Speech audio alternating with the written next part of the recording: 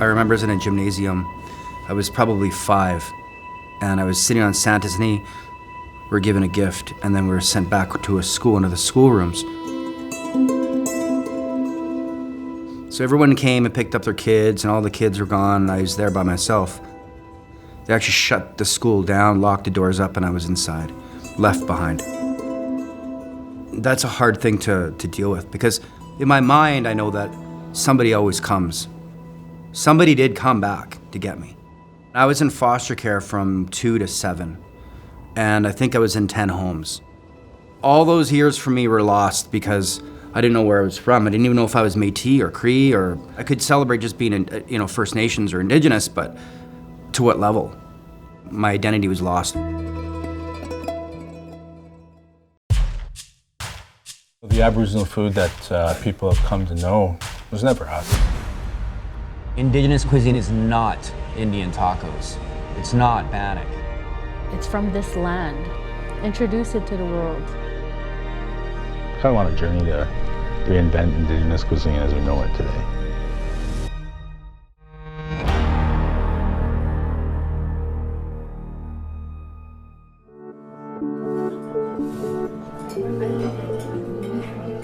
Once I did find out I was from the Enoch Cree Nation is when I started really celebrating Aboriginal Indigenous food.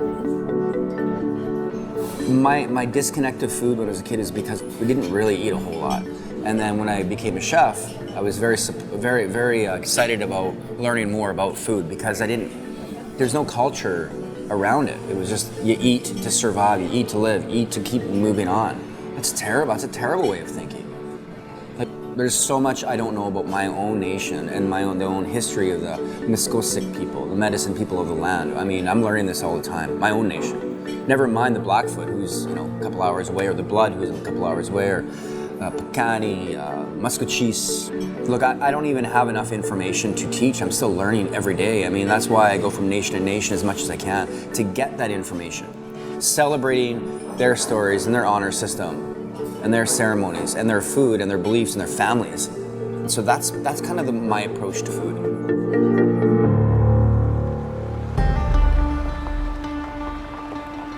My career, until the day I expire, is going to be about learning other Indigenous tribes and people.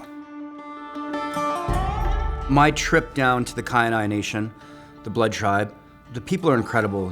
I heard they're a very proud nation. Stand tall, hard to crack, and it's actually the opposite.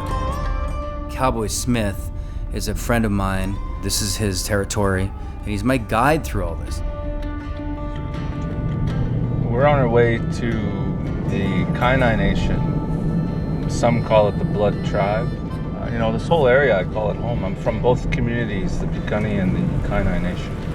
This is the largest landmass reserve in Canada, and one of the largest populations of Indigenous peoples, the Blackfoot Confederacy. This is home.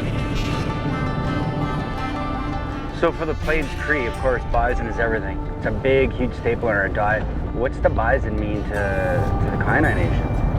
The bison, they provided everything for us, our clothing, our food, our medicines, during the Industrial Revolution, and then of course during colonization of the territory. It was devastating, you look at Alberta's oil industry just had a big crash, so times that by 1,000. So it was a devastating blow when the bison were being systematically wiped out.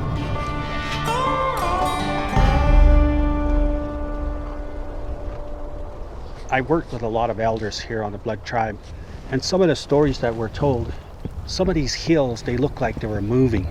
But they weren't moving. It was the buffalo that were going through there, and there was not only thousands, there was hundreds of thousands of these buffalo that were in this area.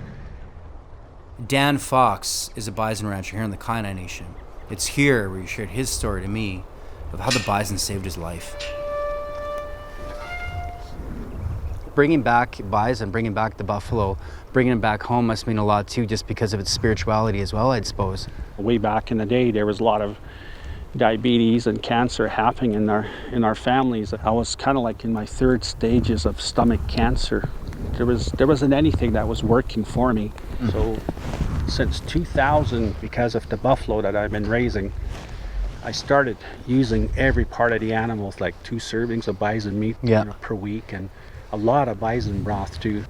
The cancer that was developing had gone into remission, and to this day, I mostly cancer free. Yeah, it's incredible. And that's due to just going back to the traditional diets that I had. So the inspiration of a dish that I wanted to do was obviously bison. But what could I use part of the bison that'd be different? That'd be the most important part. I believe the heart is. I really celebrate the bison heart. It's one of the biggest organs that nobody seems to want to eat, right? We use the bison heart in a lot of our stews, and we have to fight the elders off for that because they use it in their ceremonies too. My experience with Dan Fox and his bison ranch was exciting because he was the one that actually gifted us that bison heart. I just felt like it was really important to find something that was different, that we could try to celebrate that nation with one of the most important cuts of the bison. Well, indigenous food isn't, it's not new, it's always been there. It's just never been noticed. So you walk into a restaurant nowadays, it's some farm to fork, nose to tail restaurant. What's the last one I heard? Egg to plate? Come on, like stop, right? All these marketing ploys. That is indigenous already. It's not new. It's like nose to tail is not new. Foraging is not new. Foraging, hunters, gatherers in the indigenous culture, right? So let's just celebrate it as like the products as they are. Let's stop with all this stuff. Foodies, there's another word that's killing me. I can't believe that one's still around. We gotta kill that one. And I gotta ask again about your name, Cowboy. My parents were both in the rodeo. They basically named me after what they do. So if they were plumbers, they probably would have called me Pipes or something like that, But growing up in the 80s, it was tough. Cowboy the Indian. Never got to play Cowboys and Indians. Nobody trusted me. Didn't know what side I was on. But to go deeper in the history of that, where does that cowboy culture come from in this area? Everybody became ranchers because that was the socially acceptable thing, and it was the one thing that, you could do as a job around here to make money to sustain yourself. So they became the best ranchers. They actually were better ranchers than a lot of the settlers around here. So with policy and a lot of racist policy, they were squeezed out. No one was buying their crops. Their crops were destroyed. And, it was just the fragility of the colonial, settlers in the area. And then you add on top of that, all the trauma in our community, it translates to a lot of lateral violence. So, it's just to make it in this world today, but even more so over, the last 140 years since the treaty was signed. It's been tough. It's been hard on people. What I know about the Kainai Nation, I see a lot of respect. I see a lot of pride. For sure, there's struggles though. To be on the res here in Kainai, you need a permit from the administration. The leadership was trying to squeeze out a lot of these drug dealers who were bringing fentanyl into the community. And they don't care. They don't care about the people. They'll sell all kinds of awful stuff to anybody, kids even. I had a very close friend of mine that was on fentanyl, and she was addicted for years. There's moments where being with her just made me the happiest guy on earth. Then there's times being with her, I was just the most nervous wreck. Because you don't know what's gonna happen next. You're just always concerned, always worried about the worst. We were together for about, it was about a year. Me and Brad Provost share similar stories in the community of fentanyl. She woke me up and she's like, let's go do a line. I don't know how long it was because I zonked out. My cousin came in, he woke me up and he's like, hey, your girlfriend's not waking up. Then I felt her heart, there was nothing. The reason why this is interesting is I just lost a friend. I understand. But it's the reverse. She was addicted to fentanyl for 13 years. And all of a sudden is now clean for a year. That's good. But I lost her because when she became sober, she became her real self. At least I was there for her to be in a better place. Yeah. So I don't know, I got mixed feelings about that. When I'm broken down, being back here, it just kind of rejuvenates the spirit. Superman has the mountains, I got this place.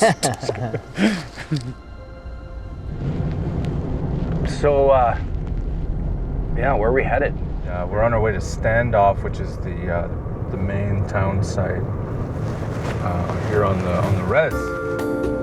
Cowboy's Uncle Ron introduced me to you, he was talking about you earlier. I wanted to hear in your words about the bison, about the broth. This joke about bone marrow, when you take that stuff, you got stamina. You got stamina to go in action for 4 hours, That's the other advantage. Better than taking vitamins. Do this. Look at that. That's pretty sweet. Oh yeah, look at these. These are sweet. These are sweet. Check this out. This will get me elected on any reserve right here. Yeah, I'll go try it on. I'm gonna get naked and over here. Oh, that's killer. No, that's good. That's good. Yeah, that works. Election or what? I can take Trump, I think. I beat Trump. I like it. It's sweet. Yeah, that's killer. I like it.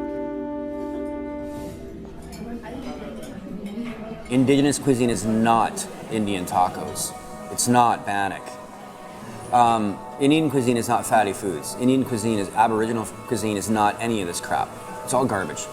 What it is, and what it should be celebrated is where you're from, what's around you, and it's as simple as even what mushrooms are around you. Is there a pork producer around you? It's getting to know the community, right? Even my own reserve, we don't offer enough good, healthy food, and it's half the drive. When you're really trying to get deep into local food or farm fresh food, it's expensive. It's expensive for all of us. But it doesn't need to be if your community can come around with that solution. Nikki Sue, a chef from the Kainai Nation. She is truly trying to make a massive impression of educating food alternatives to the Kainai Nation. I feel like being a chef here on the reserve and having an education, I get to help people realize how important food is to our community, especially wholesome foods and healthy foods. Is that half the reason why you started up your catering company? It's a major reason is not having access to wholesome foods. And so losing that, it really has made us kind of lose our identity with food. Yeah, fair enough. But we're so resilient that we're still holding on to our culture and our traditions and passing it, to the next generation. So I ask questions as much as I can to elders. Elders in communities are important. They share great knowledge. It's because you reach a certain age, you don't become an elder. You don't just become an elder. You have to have that information. And what it is that you share, that could be one thing, but that's the thing that you're offering to the community. So it's here that I met Harley. He's an elder in his own right. What we're going to do here is that I see couple of balsam poplar right over here, smaller ones, which will be ideal for our purpose. He's foraging for things that I've never seen before. So when people think about the fact that the Indigenous people's culture is breaking down and lost, he's proved it all wrong. Blackfoot people have a long relationship with the trees. Yeah. Thousands of years. Just gonna tie into the balsam poplar that we're gonna harvest today for cooking purposes. Yeah. And it's a very special gift that the trees give to the people. The essence of that gift, it goes right back into our ancestors.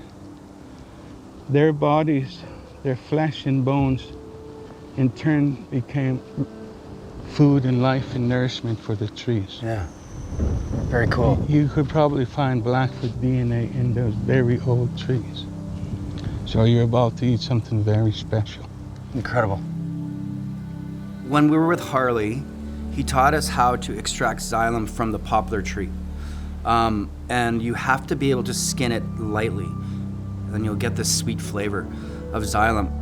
It's got a refreshing flavor to it.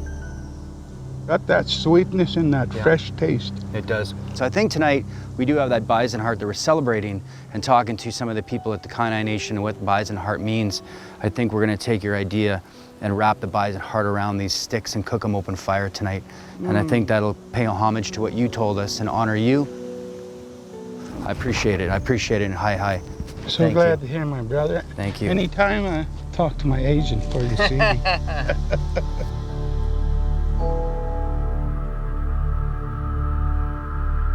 That actually was one of my most exciting moments there, was being around Harley. So it's a difficult position to be in this society, especially now when reconciliation is, it's the buzzword. But you gotta remember that reconciliation is not our word. What do we have to reconcile with the government? Nothing. We were the ones who were, double-crossed. We were the ones who are the victims of genocide and ecocide. So, it's a very precarious time, and we have a lot of work to do. I don't know if I'll see it in my lifetime where we're finally on the right path, but I'm working on it. So is Shane. Shane's working very hard in the culinary world. We can see it. We can see with young people how they respond to the culinary arts, to awareness of foods, plant medicines, understanding relationship to the land, ceremonies, protocols.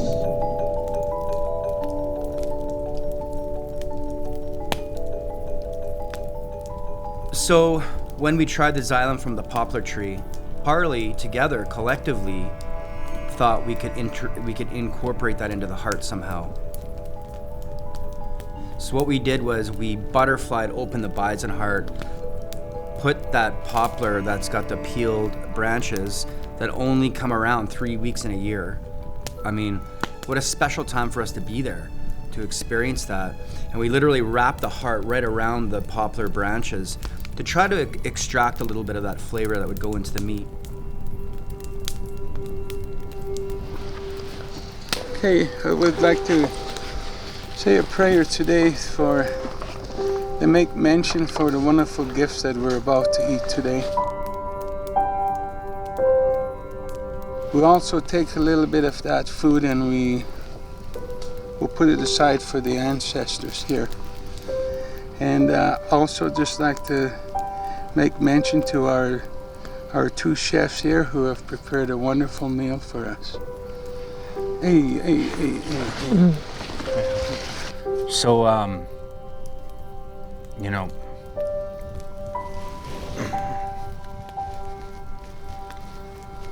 just give me a second.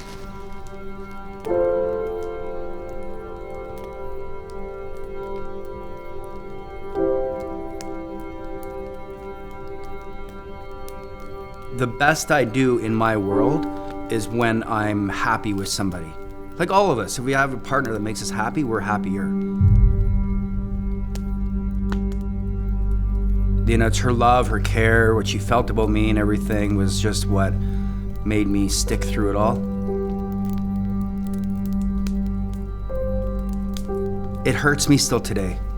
And I have to be thankful that she's in a better place. It's just, I miss her lots.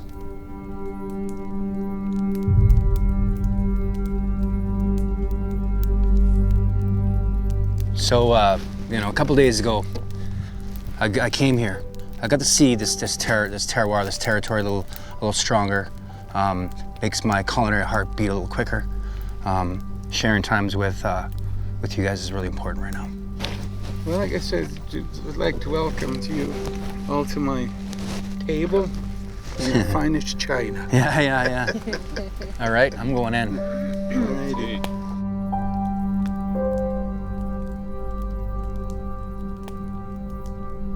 Food knowledge in the Indigenous community is always oral tradition. The reason that is because it's really about the ceremony. It's not about writing it down. Food sovereignty in those moments are about us being together, feasting, enjoying, just understanding that moment and that celebration and that promise.